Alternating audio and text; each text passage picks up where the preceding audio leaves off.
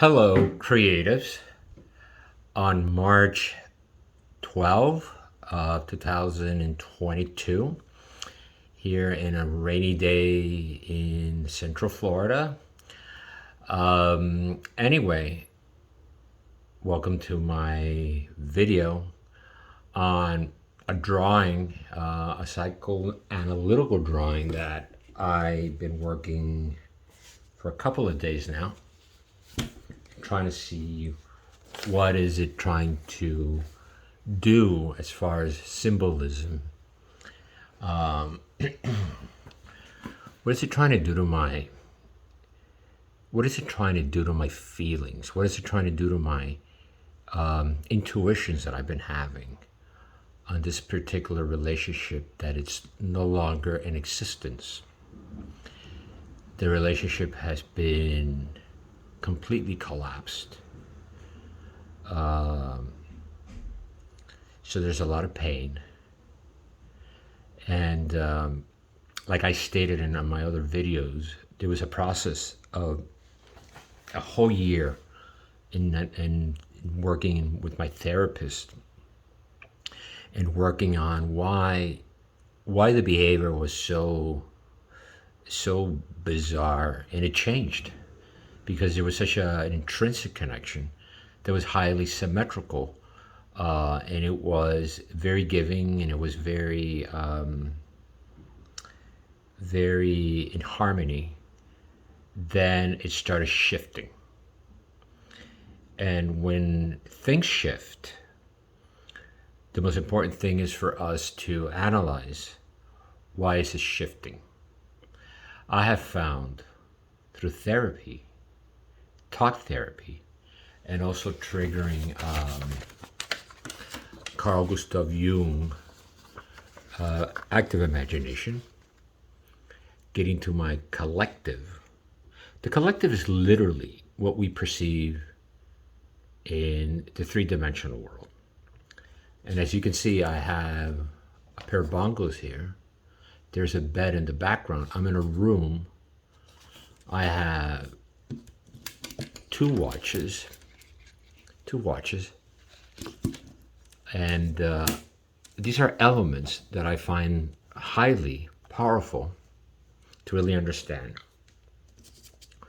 what my situation is in my space, in my time.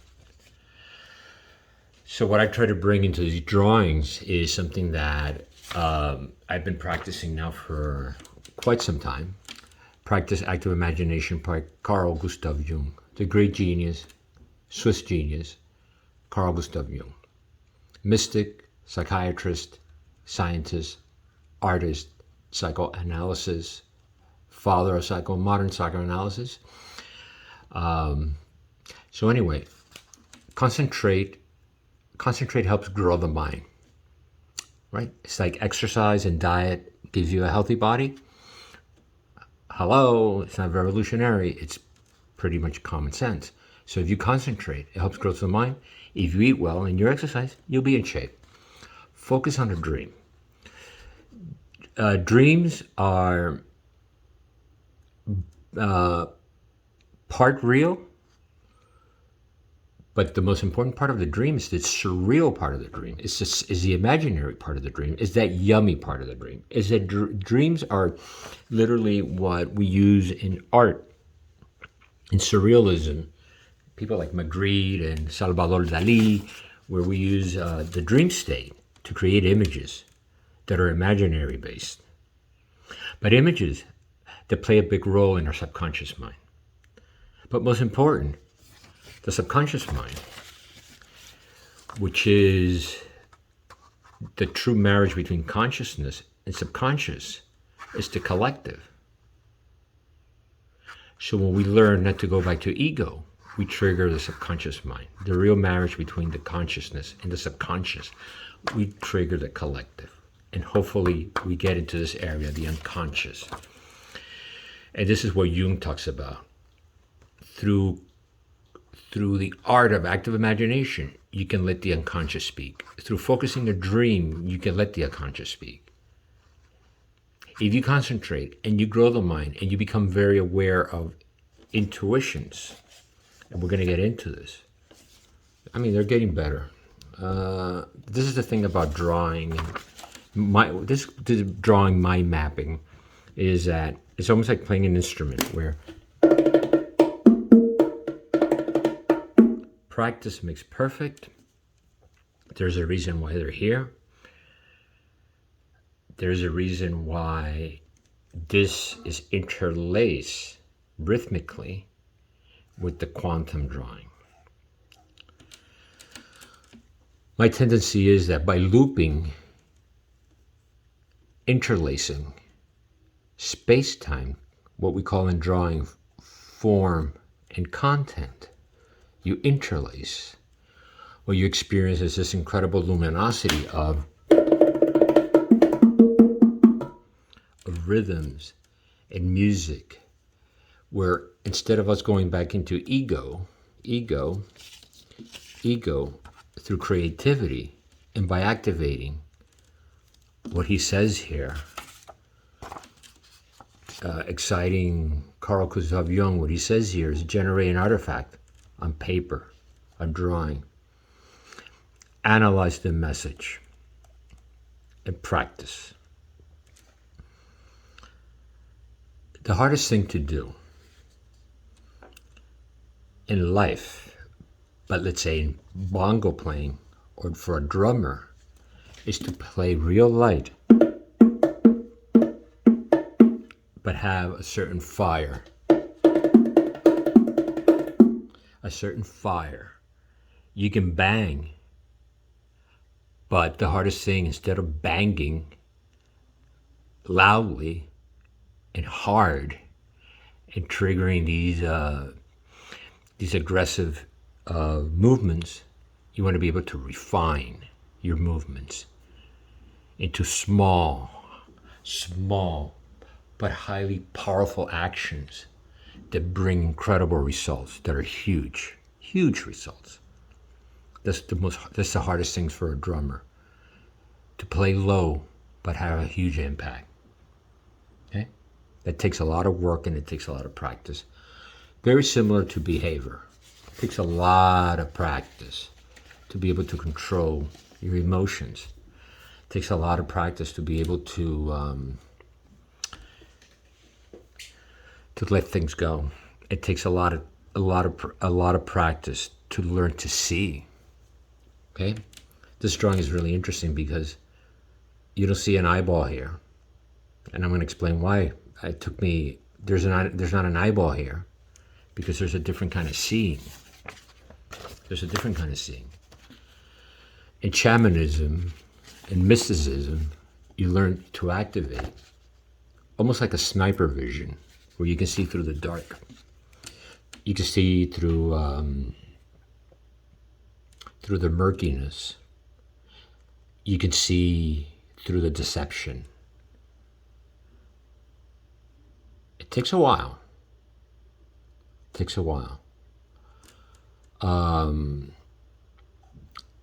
This resolution here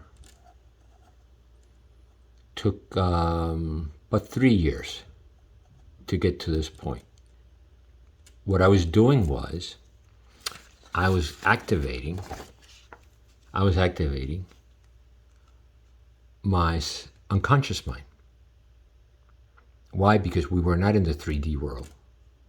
We were not in the 3D space of a home, living together of a home. We were living a kindred spirit soul connection of energy. And that energy got contaminated and it collapsed.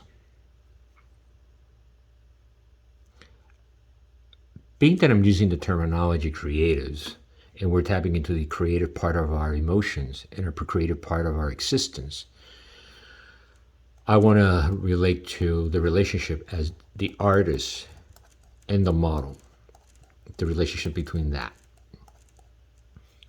What triggered all this pain? What triggered all this blockage? And this is very important. When a person hides They're hiding. They're lying. Anybody that hides, lie. You hide, you lie. Okay? You hide, you lie. Okay? You eat chocolate donuts, jelly donuts every day, you're going to gain the weight. You stop eating, you're going to lose the weight. You stop lying, you're going to be authentic. You're going to be who you are.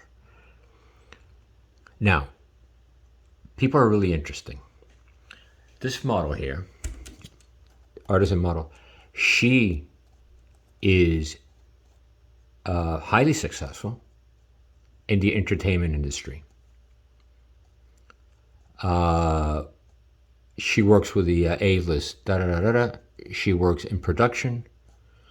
She is an old gal. I'm an old fart kind of guy. Been around. And I'm not saying that I've been around whatever age I am. It doesn't matter. I've been around. Many lives, many master. I've been around in space-time. I've been training myself now for the last 20 years, quantum mechanics. I've been doing therapy now, psychotherapy, since 2000. And I've done Gestalt, I did behavioral, I did Jung, I did Karen Horney, I did Carl Gustav Jung, I did talk therapy on the phone, very effective. And this is why I was able to have a relationship, long-distance relationship, because through talk therapy, I was able to activate very successfully my active imagination. And I could actually have the person, in energy-wise, energy formation, I could have the person right next to me.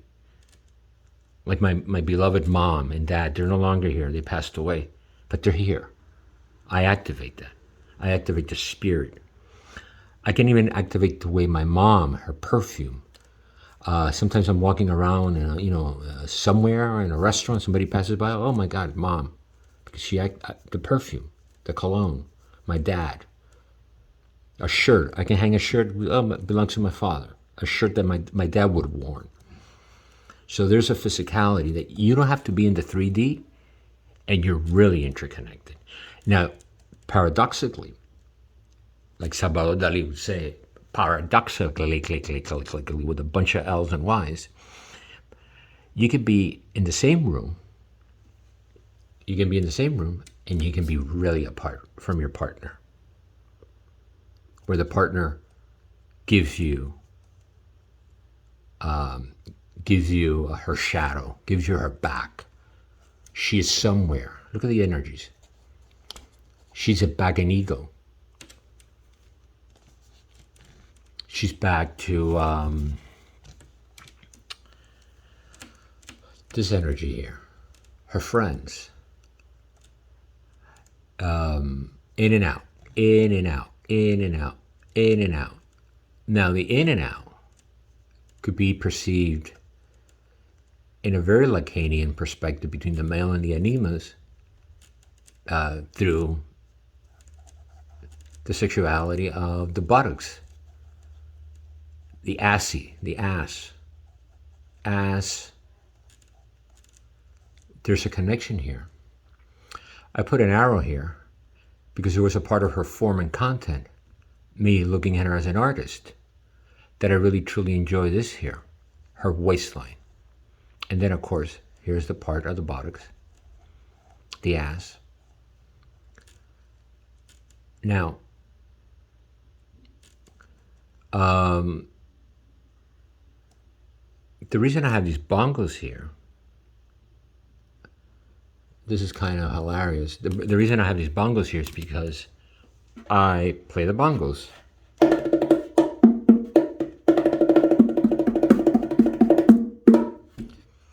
Now, she loved for me to play her ass like they were bongos.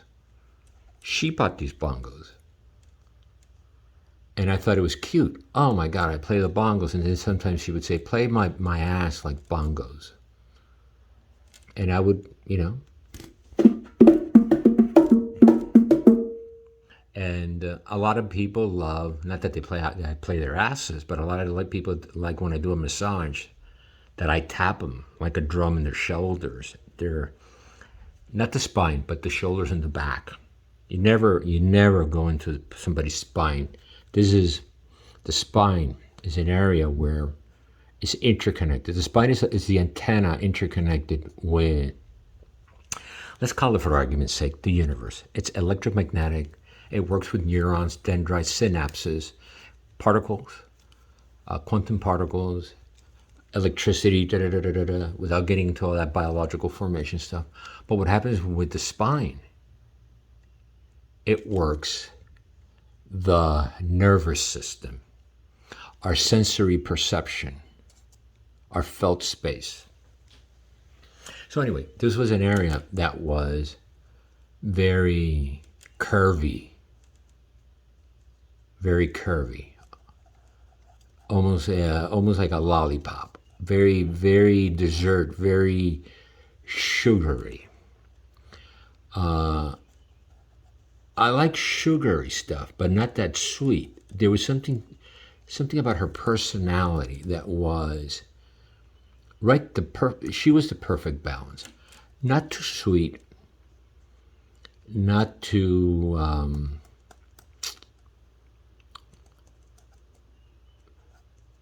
I want to stick more to the sweet part than the other part. Because what made her one of her incredible tools in her toolbox is how charming she is and how sweet she is. Where she becomes almost a bowl of candy, where everybody wants to put their hands in a bowl of candy. She uses those energies, those sensuous energy, with the anatomy and physiology to create candy, sweetness. That's the part that I enjoyed of her. Not only in the physicality of form and content, but I enjoyed it tremendously, and how she would sensually make the whole experience very sweet and gentle.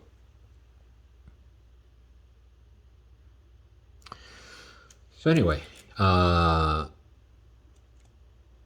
started noticing with her a pattern of hiding, not communicating. No communication, ghosting, and I put here in Spanish silencio, silence. But I started noticing a very, very childish, very immature behavior that was not reflective of an old gal. We're mature people. Anybody that acts immature, that acts stupid, silly, talks baby talk, and we're old. We're old. And hey, listen, it's very important to activate that childlike Neverland, the land of the make-believe. You're in a balloon flying around with toys and furry animals and beautiful flowers. Fine, it's called fairy tale. But when you're in a relationship and you utilize, this is where the sweetness becomes a power tool. And it becomes a very hidden power tool, because she is providing to other people candy. Why? I don't know. But there was a definitely blockage here. She blocked the communication. Now what happens is, this could be a video that goes to like 4 a.m, but I'm not going to drag it on and make it into a pathetic, embarrassing, boring video. But there's blockage here. So what happens when somebody blocks you? They ghost you. They're not communicating. They have secrets. They're going out, in and out, in and out, in and out, in and out. They're making you wait waiting. I've been waiting many years to see what is the destination of our kindred soulmate relationship. You know? And I don't mind waiting. I had to practice a lot. I had to practice a lot to be able to do rhythms. I'm a person that I had to practice a lot to figure out these quantum drawings that were psychoanalytical, that were interconnected with symbols and archetypes. I don't mind waiting, but there's something about being deceptive, being passive aggressive, being a narcissist, and it's hidden with all this caramelized varnishing of a jelly donut where everybody wants to suck the jelly out and leave me with what? With dough? A jelly, a donut that's been sucked out? What am I supposed to do? Put what, a Reese's peanut butter cup in here and melt it in the microwave, and she becomes the chocolate melts right into her body, melts right into her donut, and into her dough? No, I'm not going to recycle her. I'm not going to recycle her when she's coming in and out. And this is something very important. If people have interconnections with other karma, with other third parties, and you're a kindred spirit, you're a soulmate, and people are playing these pusillanimous games, these naive, silly, childish games, with their asses, going out, making sure that her friends approve how her jeans look, her purse and her shoes, and going out to, and I don't, she works really hard, and it's perfectly fine. She works perfectly. She works like a dog. It's fine for her to go out with her friends and have a good time and have fun. That's not the point. That's not the point at all. The point is when somebody is not telling, it's not communicating, it's ghosting, and it has secrets revealed by her. She said to me, "I have secrets. I'm not going to admit them. I'm going to continue doing what I'm doing." She took the fifth. When you hide, you lie. I started getting all these weird dreams. I had a dream, it was a sexual dream, where she's having sex with a deity, with an Afro-Cuban god, Chango, with an axe, with a big an archetype. Actually, he's one of my interconnection. Chango, this would be a Chango rhythm. This is Chango. Santeria, that's shamanism, whatever you want to call it. Psychoanalysis. The thing I like about Carl Gustav Jung was he tapped into all that. Rather than like Adler and Freud and Lacan,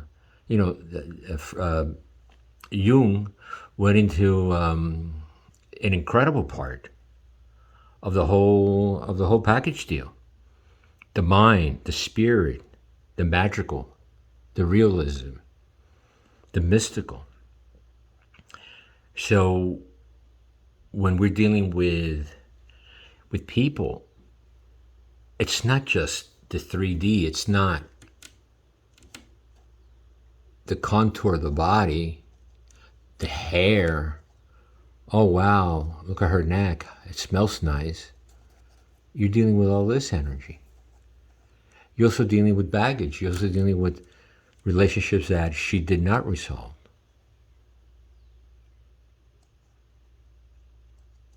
She told me she got a divorce many years ago. It appears she's still married to the guy.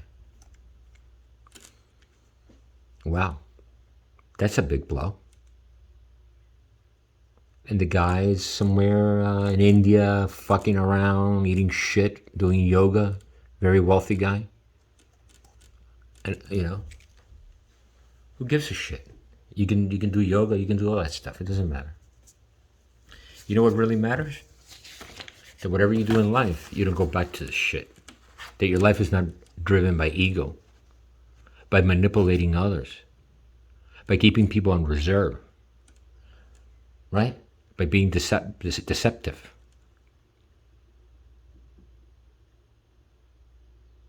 Having somebody wait. Making me into what? A banana?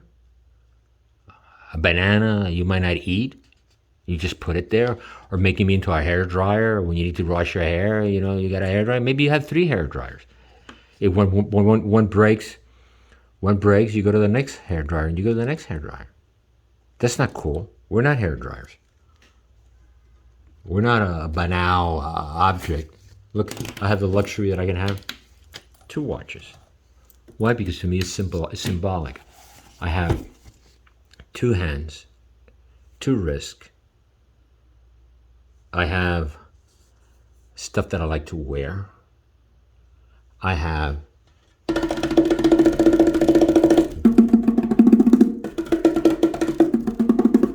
the ability to play in different times. So I want to wear 2 watches. Who cares? But it's not that I want to wear 2 watches. I'm aware that I'm in a real time sequence. In top of the temple, not behind the temple, not in front of the temple, but being in time, being in present moment. When you're in present moment, this is what you get. Okay, I'm going to start narrowing this down. It's 26 minutes. I apologize. What happens when you're in present moment, you're going to activate a satellite dish that you have, a satellite dish you have in your structuralism here of the subconscious, the conscious, the collective unconscious. You're going to activate that satellite dish. Whatever this person is up to in the physical world, will she deny it and she'll deny it and not accept? Whatever, be in denial, be an ego, be a narcissist, that's her problem. Because I'm picking it up through this sonar magnetism.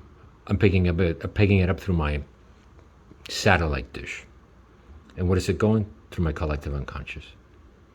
My collective unconscious will do what? Will provide analysis, will provide messages based on what? On my intuitions. How is that going to happen? Through symbols, through flags. So it's very important. It's very important to pay attention to intuitions that you might have with someone. Learn through practicing the power of silence. Right now, everything has collapsed. The whole thing has collapsed. The whole scaffold has collapsed. The whole building has collapsed. There's no language. By the way, language is the tool of the ego. Through blah, blah, blah, blah, blah, blah, we go back to ego. Blah, blah, blah, blah, blah, blah. She goes back to ego. We end up in a fight. We're all going to defend ourselves. It's human nature. The reality is, instead of going into ego, keep the power of silence. Release. Disappear. Take the high road.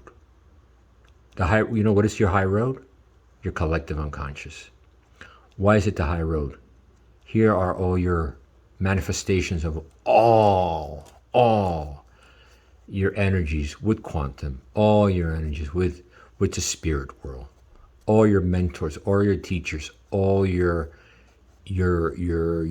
mystical beings are all here, interconnected. They're all here to fight, not the 3D world. They're no longer in the 3D, but fight all this unnecessary psychological, unnecessary karmic energies that repeat itself. If you don't put a stop to it, it just gets worse. What she just gave me, last time I saw her, was a shadow of who she was. Because who she really is given to somebody else. It could be a brother, it could be a friend, it could be a third party, it could be another romantic relationship. It could be 2 or 3. Look how interesting. 3 hair dryers, 3 bananas. I could be one of the bananas. I could be one of the hair dryers. Unreserved. in the drawer in case one breaks. In case one breaks, oh, you have an extra hair dryer. Oh, you want to put another banana on top of your donut? Oh, there's another banana. You have them on reserve. People that keep people on reserve are narcissists with a lot of issues. I think is highly dangerous because now it's too late. It's never too late, but it would require a lot of work. It took me 22 years of work to get to this level of no more repeating the karmic, the circular, the unnecessary energies that are physical in the physical world, but most important in the psychological world. I put an end to that. End to that. She blocked me, I block her.